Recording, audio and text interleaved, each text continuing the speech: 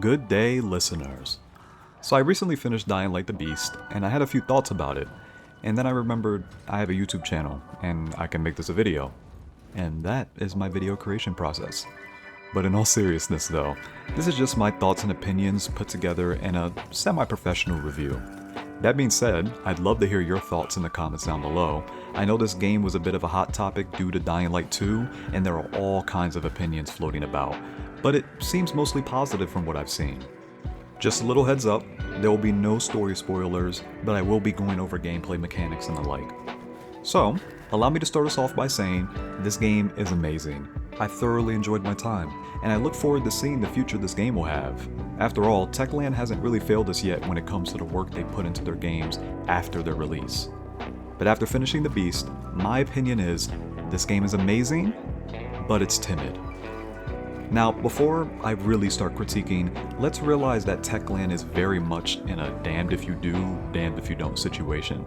They can't please everyone, and a lot of people wanted to relive the absolute gem that was Dying Light 1, and they made their voices heard in critiques that were both deserved and at times undeserved.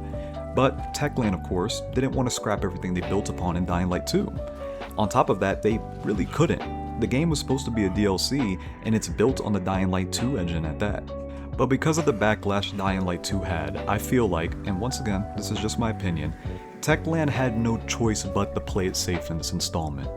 Looking back on Dying Light 2, it was supposed to be grander in every sense than 1, and even though it took a while and they couldn't deliver on everything they promised, I still feel like it managed to hit that mark at the end of the day and stand to be a great game. But while playing The Beast, I almost feel that fear the devs had of receiving that type of backlash again. And now sitting back and truly taking the experience in, I see a solid Dying Light game, but it was too scared of the possibility of falling again. Now I think it's important before we go deeper into the critiques, I need you to know how I played this game. So I'm basing all these opinions from the perspective of someone who has played each Dying Light extensively and on the hardest difficulty. I do it for the love of the game. I also prefer gadgets and tools, meaning I scavenge a lot. There's just something about looking at all the recipes and knowing I can build all of them. It just kind of makes me feel like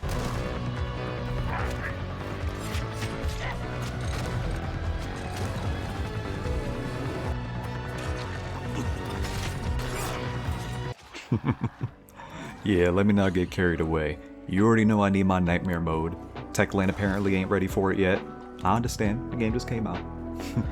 Now I'm gonna flip how people usually do reviews and talk about the quote-unquote bad stuff, and then end it with the good stuff. After all, negative emotions are stronger than positive ones and all that, so this is me doing my part to counter that. So, let's start with the bad slash really just needs improvement section. The first thing I'm gonna start with is movement. Now, the movement feels fine honestly. I never felt impeded during my travels, and I even had times I felt elated after I pulled off a sick parkour string. Crane needed to feel heavier in this game, just due to the fact that we aren't in a city with skyscrapers anymore. Now I do feel like some of the movement abilities could have been shown to the player in a better way, especially since Crane starts off with some right out the gate that you wouldn't have known about if you either didn't play Dying Light 2, or if you didn't just so happen to accidentally hover over the middle of the skill tree. And for the open areas that don't have a ton of parkour opportunities, cars have made their comeback, and once again they feel good to drive, even if the GPS is always against you. So then what's my problem with movement? It specifically has to do with the Beast parkour abilities. Simply put, outside of activating Beast mode for the sake of testing these abilities, there was never a time I used Beast mode with the intention of gaining access to the enhanced movement. On top of that, using these moves causes the bar to drain faster, sacrificing not only the limited amount of time you have to rage, but ultimately wasting the time that you spent building it. Now I don't believe in criticizing something and not trying to throw an idea at the wall to try and fix it. So here's my idea. Why not create a second rage bar that is completely dedicated to using these Beast parkour moves out of Beast mode? You can say cut the bar into 3 segments, and these segments fill by doing parkour moves. The more advanced and the longer you manage to string them together, the faster these segments fill. So instead of sacrificing your main rage bar for the sake of jumping higher, you can have another resource to use these abilities as a reward for your movement skills. And while in rage mode, these bars would be spent first if you have them, if you choose to use the enhanced movement instead of just taking a chunk of your main rage bar away. So moving on to combat. Now I can imagine melee combat would have felt different if I leaned into it a bit harder, so I won't go too deep into critiquing this, as I feel like I should spend more time with melee combat before really talking about melee combat. But I will say this, once you get into mid-late game, it felt like melee weapons were heavily overshadowed by their ranged counterparts.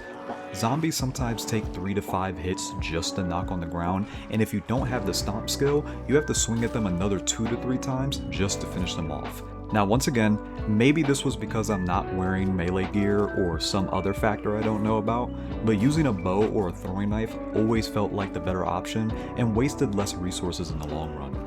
Now I do feel like with the parkour moves though, you can get around just swinging at enemies using things like the grapple, executions, drop kicks and so on, but using melee weapons without parkour assistance definitely felt punishing, especially with the number of times you get grabbed and the number of other things you just have available to you.